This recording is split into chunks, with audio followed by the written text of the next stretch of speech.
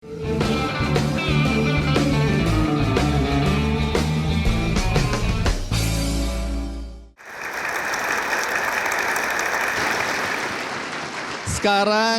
waktunya ada teman kita yang menggantikan posisi saya di sini. Oke. Dan bertanya kepada Pak Pendeta dan pada Habib ya. Oke.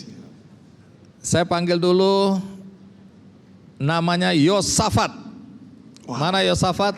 Iya. Baik. Yosafat silakan menggantikan saya. Ini Yosafat nama panjangnya Yosafat Noya. Oke. Iya. Karena dia menggantikan saya sekarang. Oke, Yosafat silakan. Ini menjelang pilkada nih Pak Pendeta dan Habib. Muncul kekhawatiran penggunaan agama itu sebagai isu untuk memenangkan kontestasi.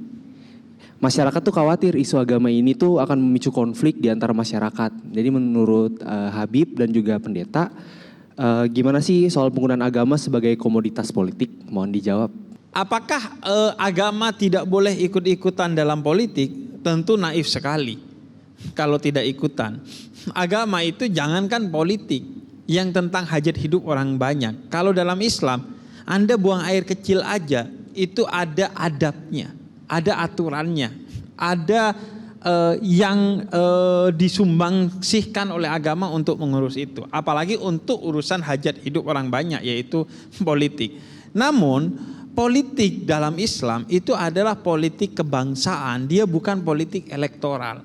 Sehingga agama seharusnya dijadikan variabel untuk mengecek apakah seseorang itu value-nya atau nilainya tepat, bukan identitasnya yang tepat. Jadi misalnya sebagai seorang muslim, siapa yang harus dipilih? Orang yang secara politik kebangsaan memiliki nilai-nilai yang sesuai dengan kepemimpinan Nabi Muhammad, sesuai dengan nilai-nilai Islam. 4 hal.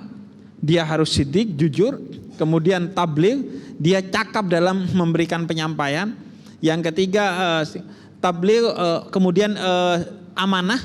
Dia berintegritas dalam menjaga amanah, dan yang terakhir fatona. Fatona artinya dia memiliki kompetensi, kecerdasan untuk mengelola tata kelola pemerintahan. Jadi bukan agama sebagai identitas, tapi agama sebagai nilai, sehingga kemudian yang lahir bukan hanya orang yang agamanya A, B atau C, tapi orang yang betul-betul memegang teguh agamanya.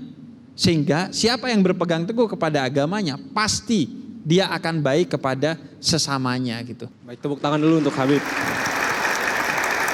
Oke, selanjutnya izin untuk Pak Pendeta. Ketika bicara tentang memilih pemimpin, yang harus kita lihat tadi nilai yang dia pegang. Karena apapun agamanya, ketika mohon maaf nilai akhlaknya itu hancur, maka itu akan mempengaruhi cara kepemimpinannya, dan akhirnya apa? Bisa berdampak kepada kita yang dipimpin.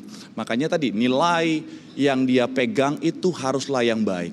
Kemudian bukan hanya bicara tentang nilai yang dia pegang, juga bicara tentang kemampuannya dalam memimpin. Karena sekalipun misalnya saya melihat ada orang yang mungkin seagama dengan saya, tapi dia tidak punya kemampuan dalam memimpin, nah itu akan sangat berbahaya. Kenapa? Karena jika sesuatu diserahkan kepada yang bukan ahlinya, tinggal tunggu waktunya untuk hancur. Betul begitu, Bib? Betul. Betul sekali ya. Mantap, saya kutip dari Habib juga itu. Nah, jadi betapa pentingnya untuk kita melihat kemampuannya. Kemudian kita yang mungkin di bawah yang berbeda pilihan, sekali lagi sadarilah bahwa perbedaan adalah hal yang indah. Jangan sampai kita yang satu keluarga karena berbeda pilihan akhirnya saling menyerang satu sama lain, saling merusak satu sama lain. Sekali lagi ujung-ujungnya kitalah yang rugi. Ibarat kita di rumah, kita berbeda pilihan, kita merusak rumah kita, maka kitalah yang rugi. Jadi pastikan kita pilih pemimpin berdasarkan nilainya, kemudian berdasarkan kemampuannya, dan apapun pilihan kita tetap satu keluarga, kita satu bangsa. Baik, tepuk tangan dulu untuk Pak Pendeta. Kita berikan aplaus untuk Yosafat. Yosafat. Ini buku sebagai ganjaran atas kebaikanmu. Good Habits, Bad Habits. Cara membentuk kebiasaan baik untuk menghasilkan perubahan positif. Ya, terima kasih. Baik, di ujung acara kita ada baiknya ada closing statement. Jadi kata penutup untuk disampaikan apa yang kita bicarakan ini kan banyak sekali tadi. Tapi apa poin yang Pendeta Marcel mau sampaikan kepada teman-teman mahasiswa di PPI Curug ini sebagai kesimpulan dari apa yang ingin disampaikan sejak awal tadi? Terima kasih, saya sangat senang boleh dikasih kesempatan. Memang kalau bicara tentang PPI itu saya banget. Kenapa? Karena saya banget. Kenapa? Karena PPI itu sebenarnya pendeta-pendeta Indonesia sebenarnya. Iya. Nggak bisa dipungkiri bahwa kita lahir di Indonesia dengan segala keberagaman. Kita sebagai generasi muda, mari kita jangan diam saja. Mari kita rubah masa depan kita, artinya bicara tentang kita yang sudah dikasih kesempatan di usia muda. Mari kita sama-sama membangun bangsa ini. Mari sama-sama kita membangun negeri kita supaya menjadi negeri yang penuh dengan toleransi. Supaya negeri kita menjadi negeri yang damai, negeri yang indah, negeri yang nyaman untuk sama-sama kita tinggali. Dan juga keturunan kita supaya Indonesia menjadi negara yang luar biasa. Dan semuanya tentunya akan mendapatkan hasil yang baik, kita bisa nikmati secara bersama-sama. Baik, terima kasih Pendeta Marcel dan Habib Jafar. Oke. Apa? PPI, saya cuman ngomong di sini. Ini saya gak pernah ceritakan sebelumnya di mana-mana. Sebenarnya nama panjang saya itu Habib PPI Jafar.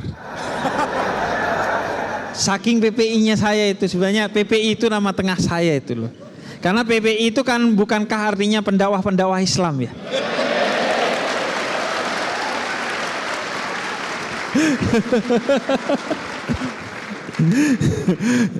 Oke, toleransi itu utamanya juga soal imajinasi.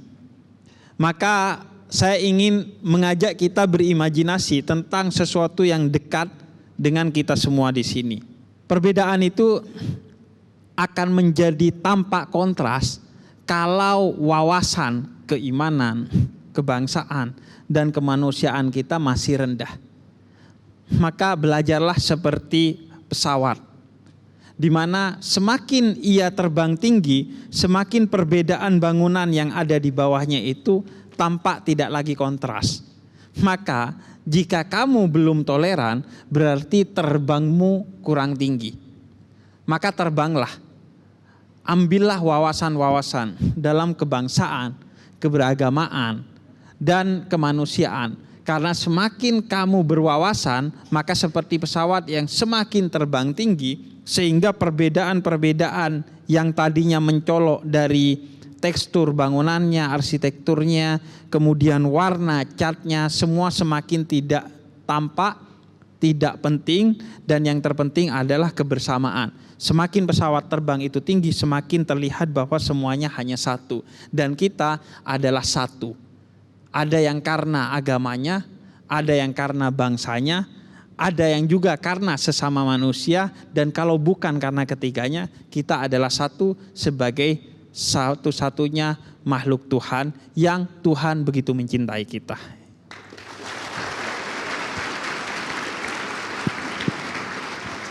Iya. Terima kasih. Baik, kita berikan aplaus untuk keduanya, ya, Pendeta Marcel maupun Habib. Dan bagi Anda tadi yang tidak menyaksikan acara ini dari awal, Anda bisa menyaksikannya di tayangan ulangnya di metrotvnews.com. Ada juga cuplikannya di channel YouTube Kick Andy Show. Dan bagi Anda yang tergerak hatinya untuk membantu sesama dan Anda sedang mencari-cari kepada siapa Anda akan memberikan kebaikan itu, ada penggalangan dana di benihbaik.com untuk teman-teman di Dusun Moti, Bima di Nusa Tenggara Barat yang ingin memiliki masjid pertama di dusun mereka. Dusun itu sudah ditempati warga selama 20 tahun, namun selama ini mereka tidak memiliki masjid sebagai tempat ibadah. Sehingga mereka kerap beribadah di masjid pusat di kecamatan yang letaknya sangat jauh. Karena itu mayoritas warga di sana berharap ada dukungan dari teman-teman, dari siapapun yang tergerak hatinya untuk membantu pembangunan masjid di desa atau Dusun Moti, Bima, Nusa Tenggara Barat. Jadi kalau Anda tergerak hatinya ingin membantu, caranya mudah, klik benihbaik.com. Di situ ada campaign atau penggalangan dana bertajuk Wujudkan Impian Warga Dusun Moti Punya Masjid Pertama. Akhirnya sampai jumpa untuk kita semua.